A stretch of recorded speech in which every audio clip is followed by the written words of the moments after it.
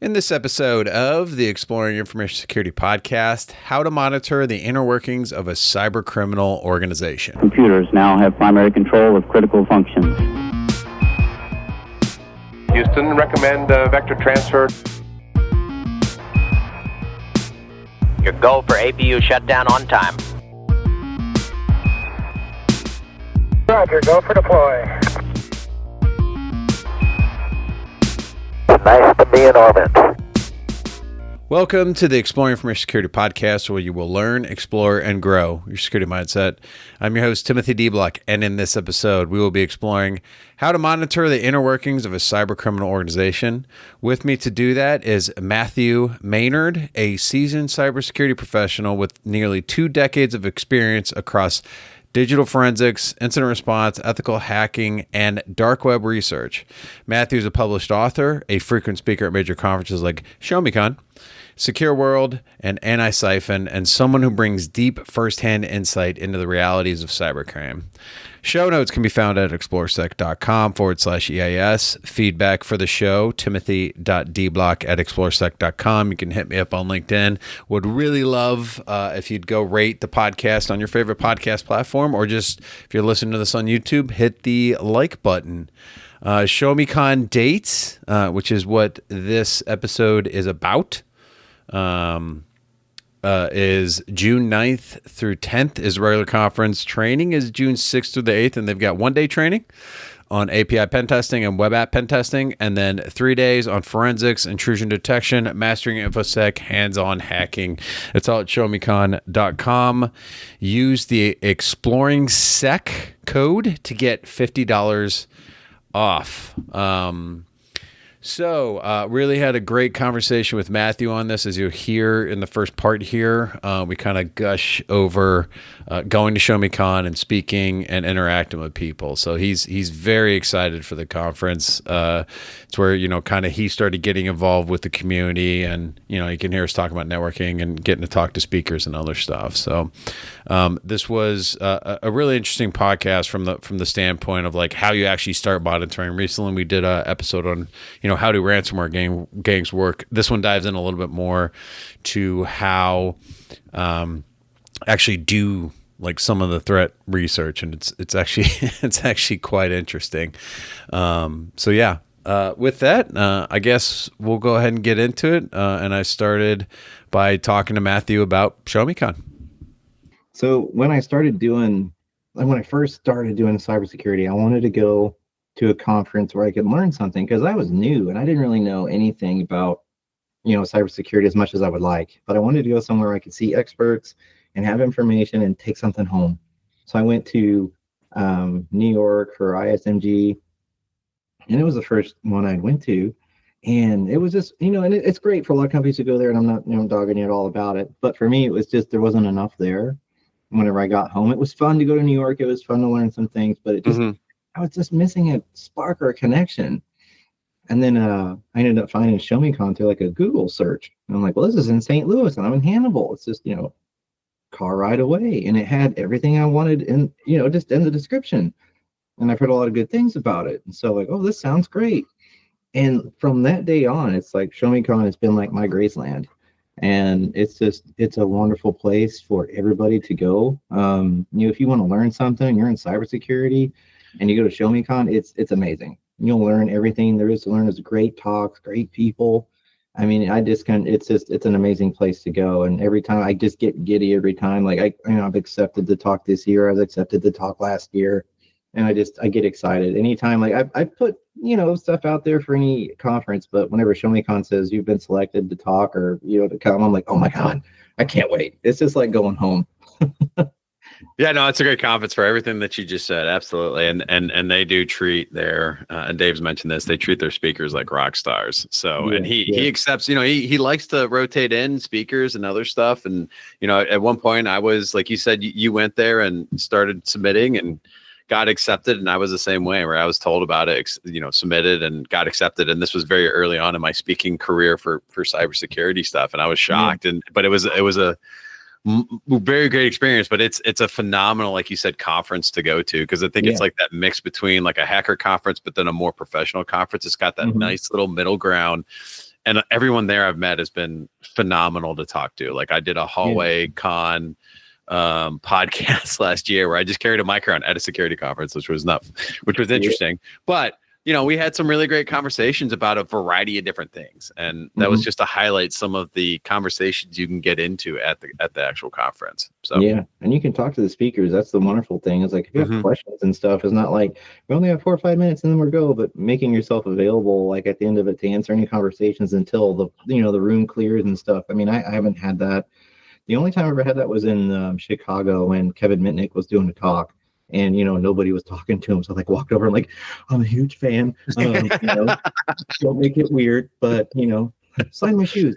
But but that was the only time where it was like, oh my god, this is so great. But then with and I didn't get to talk a whole lot, and that was it. It was just cut, dry, go. Yeah. But at ShowMeCon, it was just we'll be available for conversations, and you can meet them out in the hallway. You can talk to them. And it was just so many great speakers that you've been following for so long, and you can just go and talk to them about just anything really, or just meet them and just have a conversation, and it's just awesome. I'll quit nerding about it. Sorry. No, well now you're on the other side of it, right? There's got to be someone out there that's listening to you speak that is going to come up and talk to you and have that. And that's a cycle of I guess cybersecurity. I don't know. That sounds kind of dumb, but it's absolutely. I think that, and that's great too. Is like I said, because we also get treated like rock stars. We're at the conference, so after we speak, we are available. And I've had the same thing where people have come up and talked to me at they didn't feel like they had to pin me down right after a talk. Yeah. They could come talk to me afterwards and ask me questions, and it's just a really great vibe. Yeah, absolutely. I guess you're talking about the inner workings of cyber criminals. What got you into that? Oh, goodness gracious. Well, I mean, a lot of it just kind of come from the whole shift in within myself, really, because I've been doing IT security for a while now, and what got me into it more to seem like that's where all the action was, and that's where all the details were, because I kind of got tired of watching FBI and all the people take down these sites and stuff, and I just felt like I was missing out on a lot. And I always taught, especially when you do security, it's don't do this and don't do that, don't open the Tor browser because the FBI will show up to your front door. Just don't do it. And all that it's that barrier, and I hated it. And I'm well, I just what if I just started just dabbling a little bit to see where I could get? And I know I was sweating the first day I actually did anything like this. I thought the FBI was coming for me. And so I was peeking out my window, just waiting for them to zoom in here. But I thought that's where all the intel, because the best intel comes from the most uncomfortable of places. So I just decided one day that I was just going to start digging in, see where I can end up and see what I can learn, just start out on this journey and see where it ends up. Because it just felt like it was the right place to kind of go, because, I felt like I was just kind of bringing the fight to them after a while, because it's I usually just wait, in a job you just kind of wait for alerts and stuff like that. I just got so tired of waiting, and it's there's so much out there I don't know, and I just got tired of not knowing. So I just started venturing out and taking notes and just diving wherever I could dive and embedding myself wherever I could go, and I haven't stopped since. So I want to ask you the Tor stuff, because I've heard a lot of it. It's you don't even really need Tor to watch some of this stuff. No, there was a shift back in, I would say 2015, I think on maybe, that the group started to decide that it was better, more profitable and easier for victims and stuff, to where they could actually start mirroring their onion sites to the clear web. So there's a lot of conversation pieces on that too. But yeah, so they started just mirroring their onion sites to the clear web so they could get better recruitment, better, publicity, and it made it easier for victims to be able to access their sites and, create that communication. But yeah, I mean, you didn't need the Tor browser anymore. They still have both sites, but yeah, you don't need it anymore if you know where to go. Have you had to learn, because do you read Brian Krebs and stuff? Because I feel like he does a lot of that stuff. So if you because one of the things that shocked me was that he taught himself Russian just so he could start reading the forums and stuff. Have you learned any languages? I have not, and actually I've shifted a little bit again, because it's working with the cyber gangs and stuff. That's really good too. There's also untouched territory for me, and that's the ransomware groups.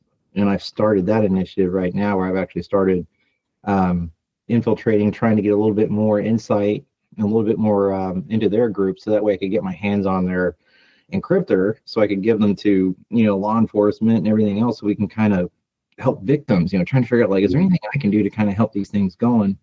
And I got caught. There's a lot of failure involved, a lot of trial and error in this sort of because it happens. Yeah. So now, caught by who? The FBI or by these ransomware gangs? Ransomware gangs. I haven't been caught by the FBI yet. I'm sure it's coming. But just by the ransomware gangs, a lot of it was just this conversation. And that's the biggest thing is language. So you have to know, like, you just can't, you can't talk like a FBI guy. You can't fake it. So you can't I faked it. They asked me if I spoke Russian. I said yes, and that was a bad idea. Because then, like, he was sending a lot of Russian text and stuff, and Google Translate only keeps up so well and only has there was a delay. I was screwed. He caught me, and he said, better luck next time, Mr. Cybersecurity researcher. And then, some harsh words were exchanged. Some feelings were hurt, but I progressed after that. Yeah. I created a new profile and a new Talks ID, and then just got back in the conversation. And each step, it's like you just start learning and learning and learning about what they want, how they talk, and you get closer and closer to it. And with AI, it makes it so much easier because you can create fake data, you can create fake images and stuff, so you can kind of use that to your advantage to keep that conversation. Because you just have to get your hands on the encryptor. That's what you need, so you can give it to the authorities and you can get that going. So, like, no more ransomware, so they could actually work with these groups so they can get their data back. So, I always thought the more light we shine on these dark places, the less places they have to hide. Yeah. Well, it's interesting too that you're using some of the techniques they use. I mean, that's the thing, right? Is that they can just a lot of these guys get caught or they disappear, then they come back as like a new moniker or a new name or avatar or whatever. And you get to do the same thing, right? It's like, well, I burned that, so now I just have to rebuild it. And that's fascinating too that you're using AI to build some of this stuff. Well, it's hard to do because, like, they're a different breed. I mean, usually cyber criminals and stuff like that, it just kind of depends. But with the ransomware guys, they're very different. They're like cutthroat, and they're just, I don't know how to describe it. They're just very different than most of the criminals I've seen or discussed things with. They're just wired differently, and they want proof of concept. So if you're like a ransomware service provider, they ask for, like, do you have domain admin to this one site? They'll give you a list of things before they even do business with you. So it's like you can't just hand them real data. So you have to, it's like fishing. You just kind of keep your content that you have and then give it to them. And hopefully the conversation goes and they don't check anything, which the majority of them so far haven't. So you just gotta keep so they're asking you for like domain admin creds. They're like, here's some creds, and then they just don't. Oh, okay, he's legit. Yeah, it's weird. I mean, they're just like, they want to know what sites you have, and then they want to know if you have domain admin on that site, and then they want to know you have to exfiltrate data, and then you have to provide them with. It's just, they call it as a service, but you have to give them so much stuff in order for them to give you their encryptor, so that way you can move forward. So it's an interesting deal on how they do things, but that's the main goal, is to get their encryptor so you can kind of give it to the authorities so they can, help victims and stuff. Yeah. Then that seems to be more. I think I was reading an article this morning that FBI has like done. I think last year they did like 17 disruptions of like major ransomware gangs. So they're getting better at taking these gangs down and getting decrypted. And that's probably the biggest thing for them too, is that if they take down the infrastructure, they can get the decryptor at that point. Yeah, that's the biggest thing, is like trying to do it and like trying to figure out how, researchers, can help, and if there's any intel that we can get to work together and to kind of make it so much easier. Because I think that's where I'm getting more and more every day, where it's like, protecting businesses is great too, but it's like trying to figure out where you get the most out of these ventures, where it's like, stopping some people, but if you could stop groups and disable infrastructure, I think that's really the end game and the end goal. It's really going to make a difference instead of just stomping on ants individually. Well, I think the Conti leaks, which happened a few years ago, were like very enlightening to like you talked about, where it's almost like they operate very similar to how a business operates, and that's valuable in understanding, like you said, like unmasking some of the. I guess when there's an unknown, like a black box or something, you don't know how it works, but when you understand and start understanding how it works, like to your point, you can start looking for different things or understanding at the source when they're starting to shift away from certain tactics, like newer tactics. Yeah, absolutely. I mean, it's a whole new world. I mean, getting in there and learning what they're doing and how they're doing it. I mean, it's their business model is just like ours. I mean, that's kind of the the idea that I kind of push is that getting away from like the us versus them scenario, because it's not really us versus them, it's just us. I mean, they're no different than we are. You know, they have a business model, they have metrics, they even have a newsletter. So if you sign up for one of their forums, you can sign up for their newsletter, and they send you Really? every month. It says check out our latest products or our latest leaks and stuff. I mean, there's a banking dark website that I've been monitoring because a new tech that came up that was new to me, and it was stolen checks. I'm like, why would you ever do with stolen checks? That sounds ridiculous. But no, there's a gimmick for everybody.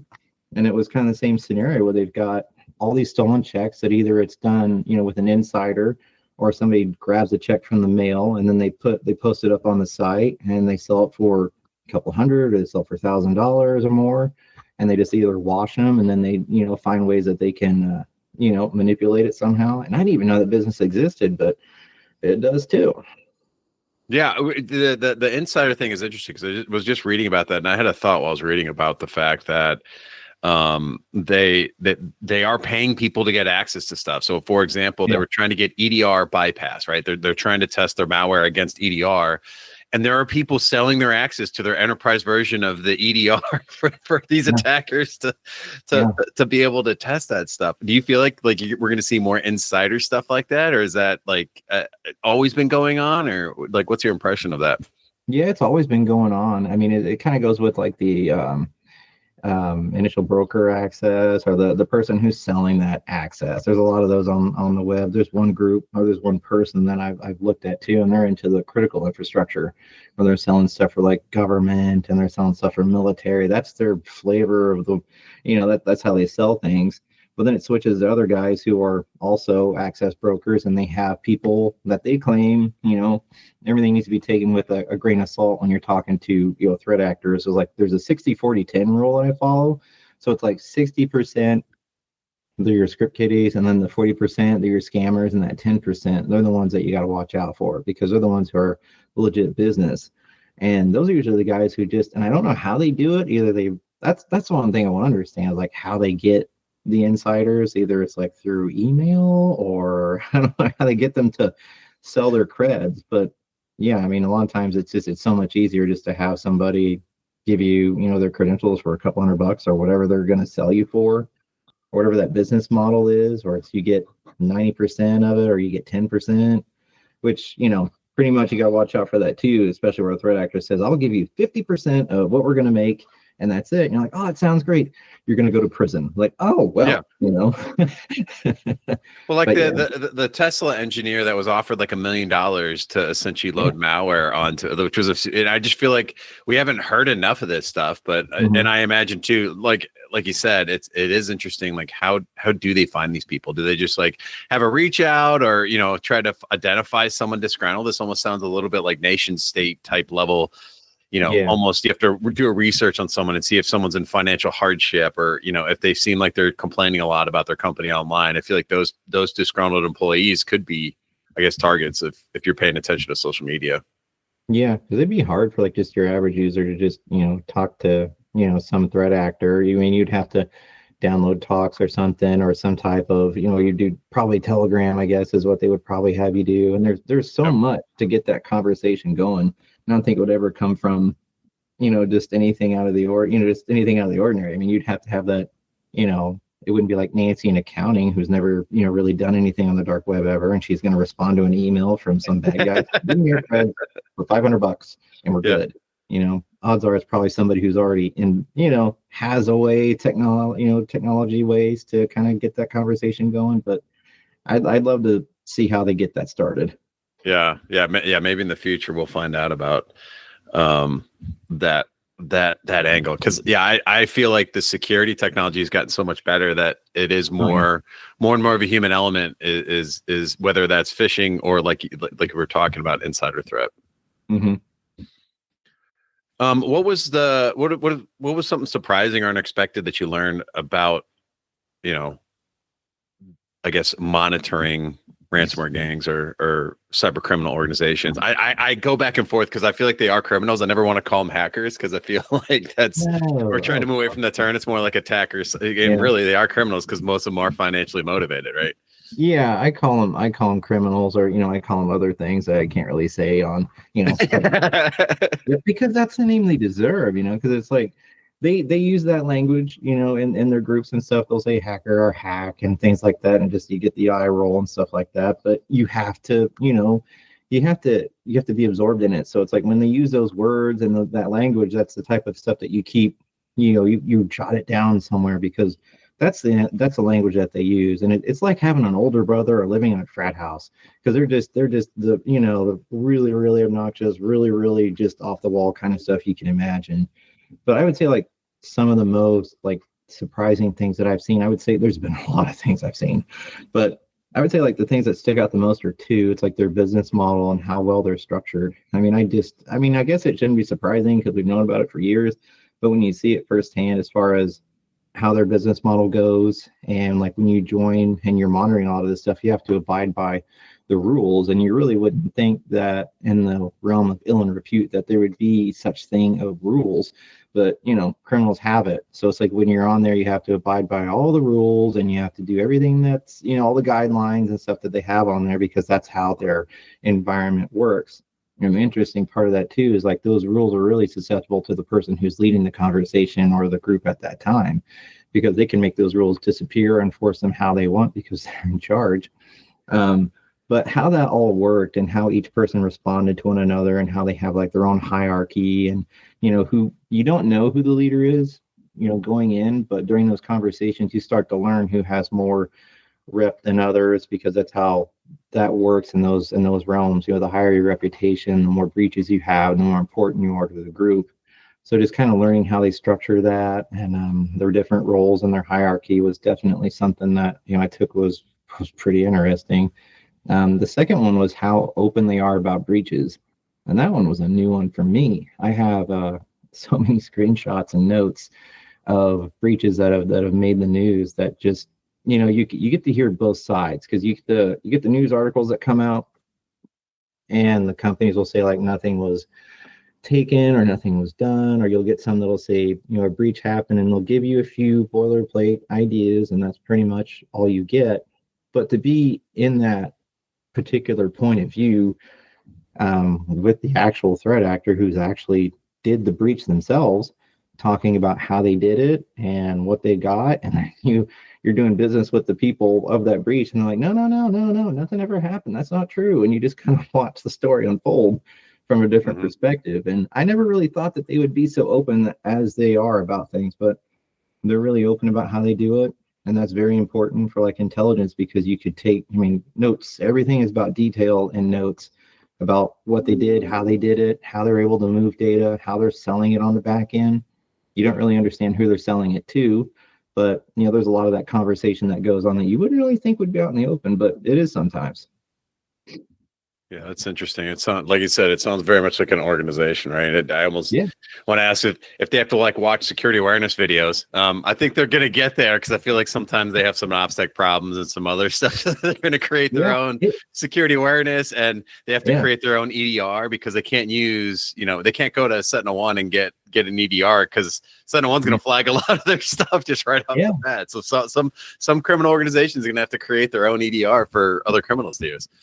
Pretty much. They have, like, it's insane about how much stuff they have. I pushed the boundaries one time and I got punished for it, because you have, like, you can be banned again, which is crazy in the land of ill and repute, that you would have any type of situation where it's like, you broke the rules, you're being punished. So I'm like, this whole stuff is based on punishing others. And so I got banned because I was leeching, which was fine, because that's exactly what I was doing. But I got caught. Like, again, what is this trial and error and learning from your mistakes? And I got banned, and it said it would never be lifted. So I'm like, oh my God, what am I going to do? So you have to win there's an appeal process. So you have to go through the appeal process. And again, we're back to their business structure, where they tell you what you have to fill out and what you're going to do to change your behavior. And so you have to go through. And I basically just said that I was new and I didn't really understand some things. I was just kind of experimenting and how great the forum was. And if you give me a second chance, I'll contribute more. And I put, like, my favorite barbecue sauce on the thread, and I got unbanned, and that was it.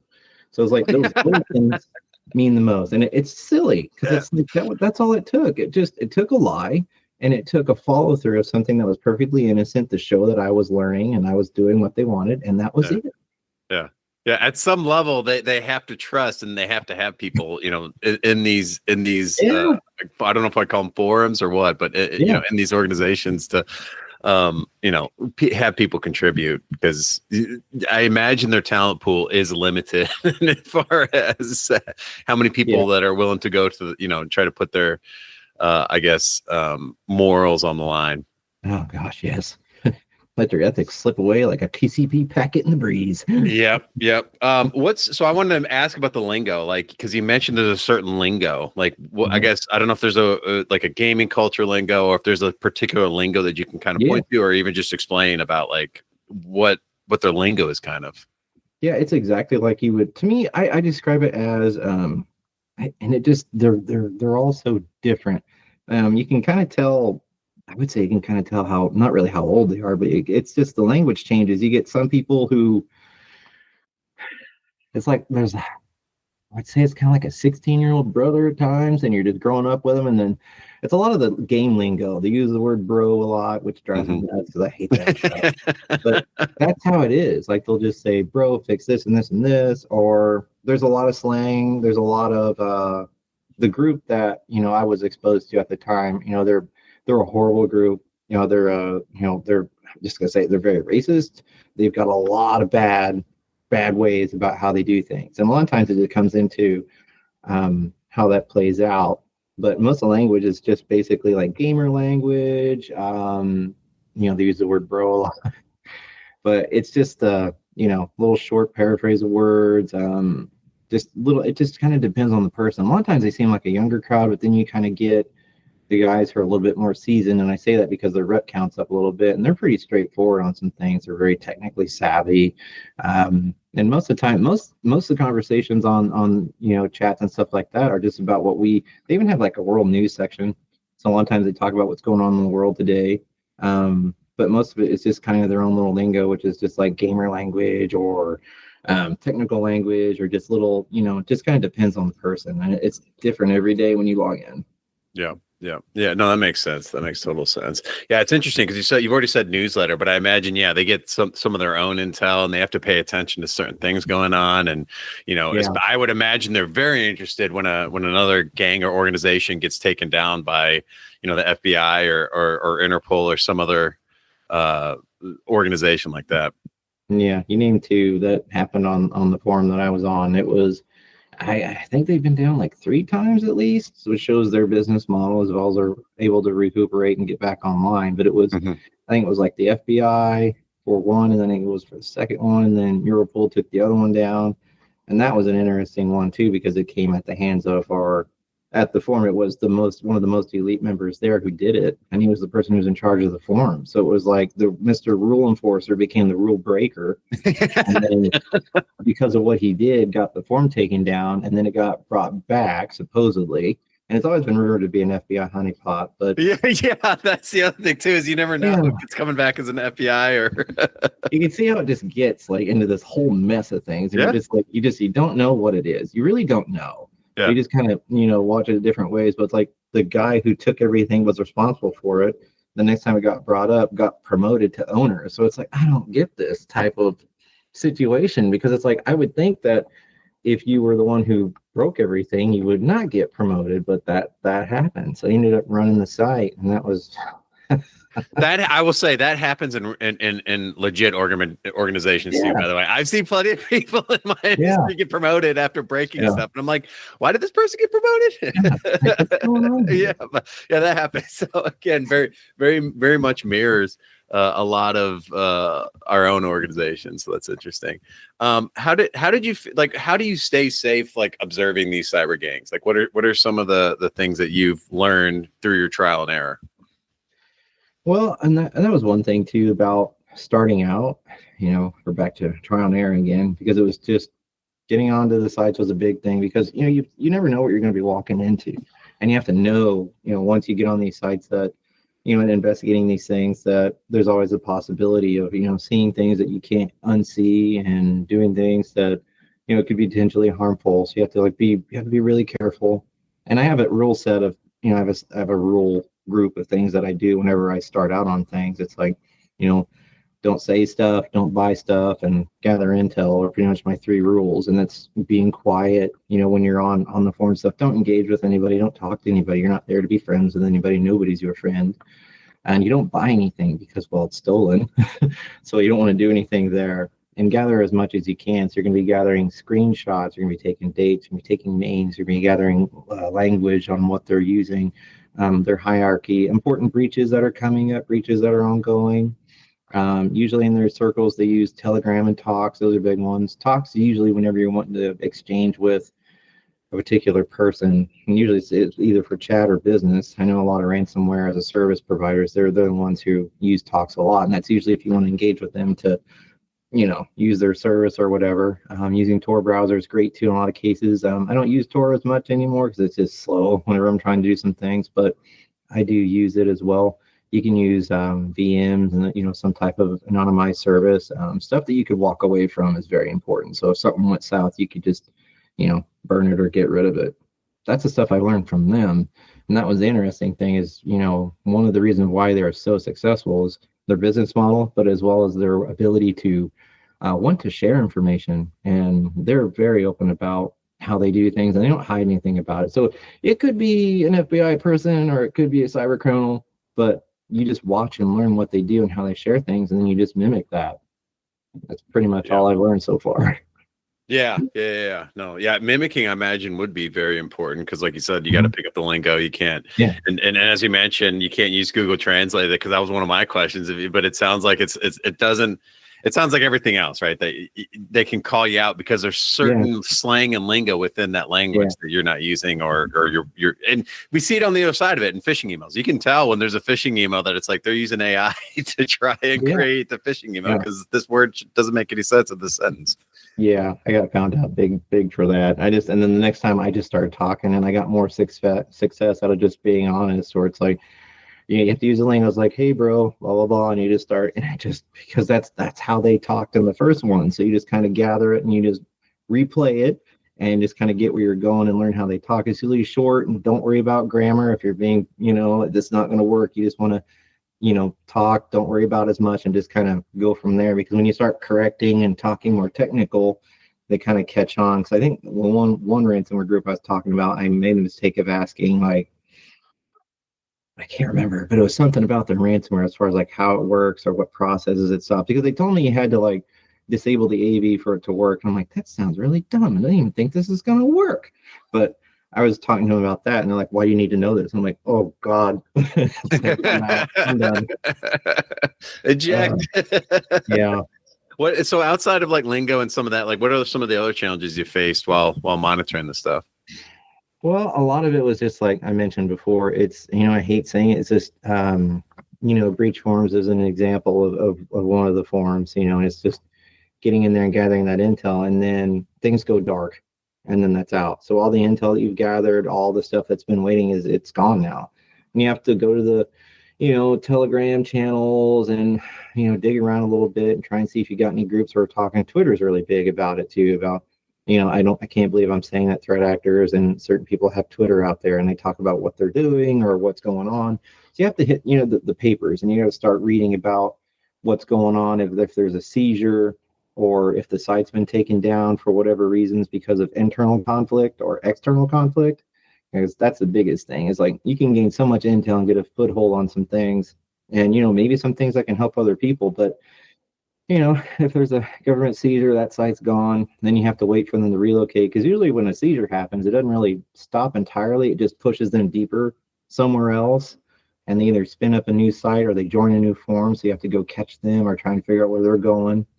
Or like I said, the last time it was when a threat actor actually took it down. So there's internal conflicts where there's like this constant tug of war back and forth between having authority over others and having leaders and followers, and some of the followers don't want to be followers and they want to be leaders, and sometimes they'll disrupt that ecosystem as far as like either wanting to take the site down or break rules or expose people. There's a lot. It's a big melting pot of things. So every day you're on there, you just kind of follow your rules and write down and take your notes, so that way when things go south, and they will, that you'll be ready for it. Yeah. So yeah, and you mentioned Twitter too. I use that. I have a list of like security researchers. I started it back in like 2017, and to this day I still go there. Like if there's a major thing going on, I want to. And that's interesting though that you have people. So it sounds very much like our own own organizations where people are sharing stuff on social media that they probably shouldn't be sharing. Oh, yeah, it's crazy. They'll share stuff like, the forum's down, or I found a clear web IP for the forum, and they're just so open about what's going on. I did learn one tool that they use. I don't know if you've heard of X cancel. That's a pretty good resource too. It's basically to be able to access X anonymously. So if you're searching for if you know a certain member's name, you can use X cancel to look up that information without actually accessing X. So there's like all these tools that they use to, create that type of communication. But that's something I've picked up too that I didn't know before. So if I need to know something about a threat actor and I know their names or whatever, I just use it and see if they're talking or if there's any information about a forum without logging into X. And then I use that and I kind of get more information from there. But again, I'm using an anonymous platform to access authentication platform for the threat actors. I'm trying to find her using the legit stuff. And it's like, it's always something. Yeah. So how often are you finding that people use the same tag on the forums as they do like on Twitter?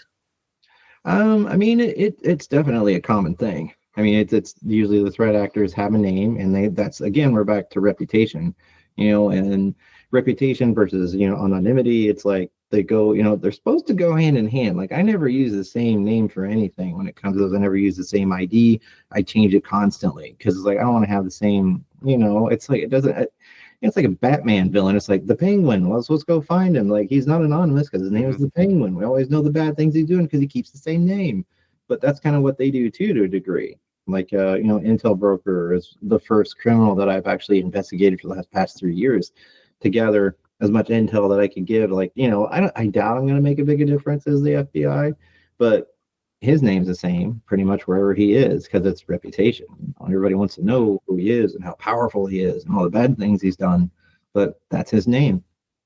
Yeah, sometimes the name I feel like the name could outlive that, because I feel like there were some ransomware gangs where they had a name, but then they were like, there was like 3 or 4 people they suspected as using that name as part of the group.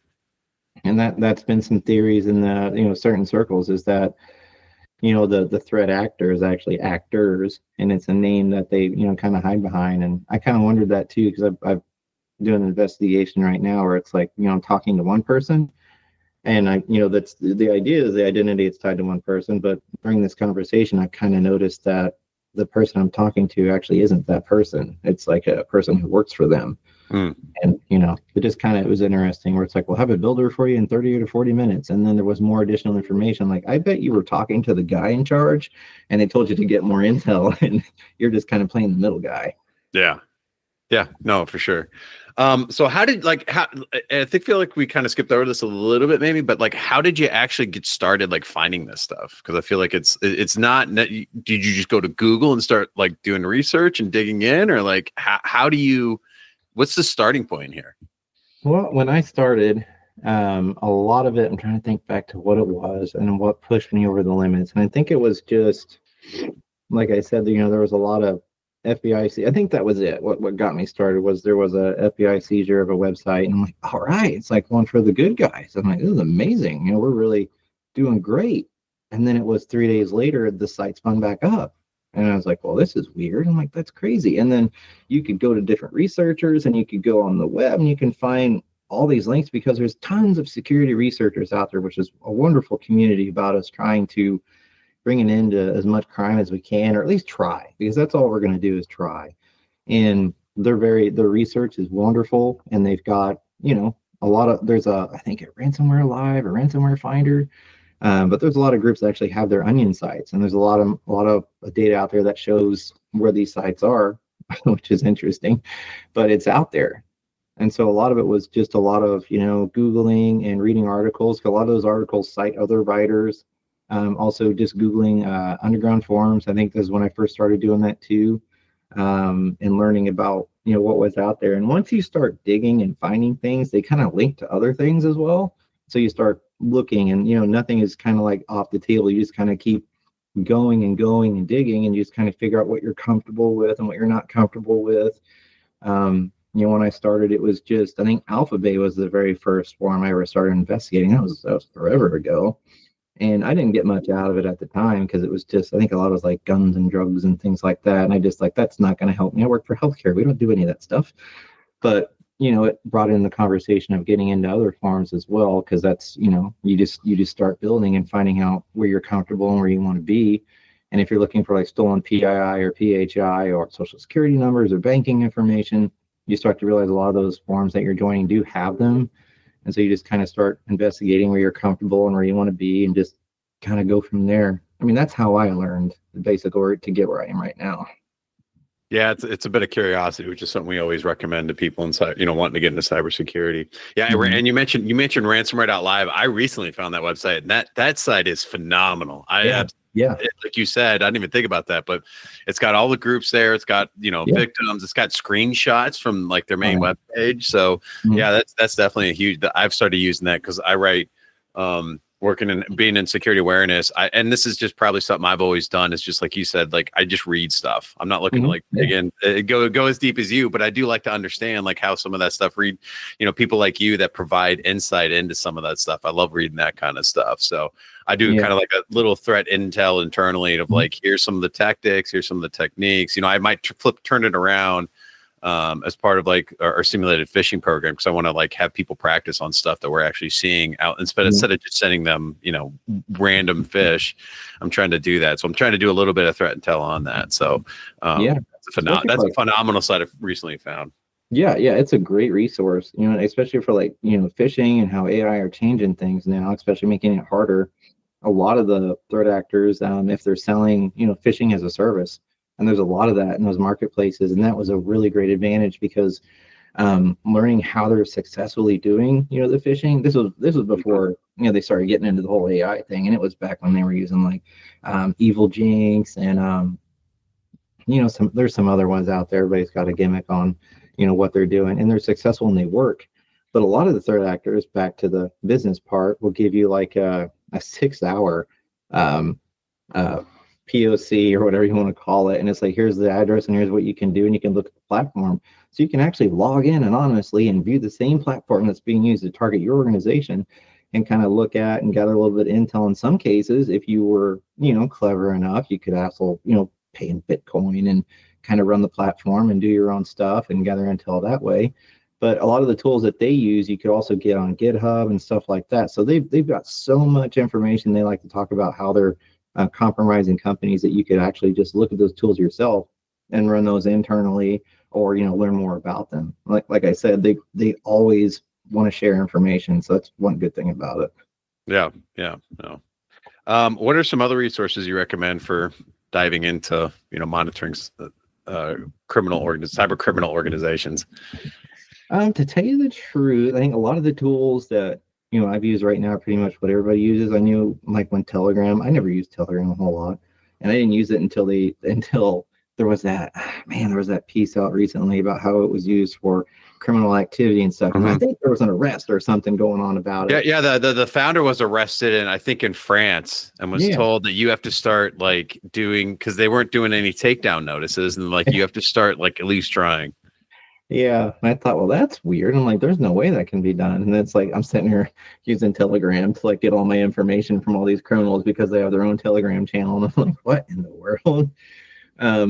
But a lot of those tools are out there. And like I said, there's no difference between like us and them. I mean, other than they're criminals and things like that. But it's just us to a certain degree. So they use the same stuff that we do.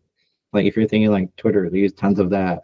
They're always looking at papers, everything that we're looking at. I can't quote how many times that during a forum discussion, somebody was posting bleeping computer information in there and talking about the articles and about what was going on and breaches and stuff like that. So using the sources that we have right now, Krebs on Security, the Frack magazine. I mean, there's tons of tools out there and information that's available to us, and all of it's just reading and doing more research and figuring out what other people are doing. But that's pretty much it. I mean, I don't have like a magic tool or stuff that I use. I use anything and everything I can and to investigate. Yeah, it's interesting because they're actually now like they see Krebs on security as like a marketing tool for a lot of these skate criminal organizations, and I feel like not just Krebs, but I feel like you said, Bleeping Computer. I think some other cybersecurity focused news organizations have started like interviewing some of these cyber criminals, and they're doing it entirely for publicity. Yeah, I've seen some of those too. I'm like, I wonder how they ended up getting. I mean, I know how they do it because like they just ask, "Hey, you want to do an interview with me?" And it's like, "Okay, sure." Yeah, they talk and do their stuff. It's like, oh man. They like to brag about their stuff, like he said, and it goes kind of back to like he said, they like sharing information, and a lot of because you're not going to get any sort of accolades just living in the dark web doing your thing. Like some of these guys have massive egos and just want to be able to highlight the work that they're doing, and like you said, reputation is huge, and that's probably a big takeaway there. Yeah, it absolutely is. Cool. What would you like to plug? I think I don't really have a whole lot out there. My LinkedIn page. I'm also on like Hacker Noon. I've written a lot of articles out there. So if you wanted to read any of those are great too. Okay, cool. Yeah, we'll have those in the show notes. Any final thoughts or anything you feel like we didn't cover? No, I think we covered a lot and stuff. I think just for like final thoughts and stuff is, getting into, this stuff. It makes me realize more and more every day about why I love doing what I'm doing. And I think for a lot of cybersecurity specialists and researchers out there, it's just, when your feet hit the floor and you're not excited about doing your job or getting invested, this is a wonderful career and we have a wonderful community and they've done so much for me. They've given me a home, they've given me a job, my sense of purpose, it resonates with this, and I feel like a lot of us, we just feel like we're alone and we're not getting anywhere, but really coming together and shining as much light as we can on these dark places. So, these criminals can actually run for the hills where they need to be. And it's telling them that they can't have our data, it's ours. And it needs to be left alone. I don't know how many articles we're going to have to see every day and how many breach notifications we're going to have today from hospitals and businesses. And, the world's not much different as it was 10 years from ago because we're still getting the same thing every day. But I just hope that one day we're going to say, enough's enough. And today it ends.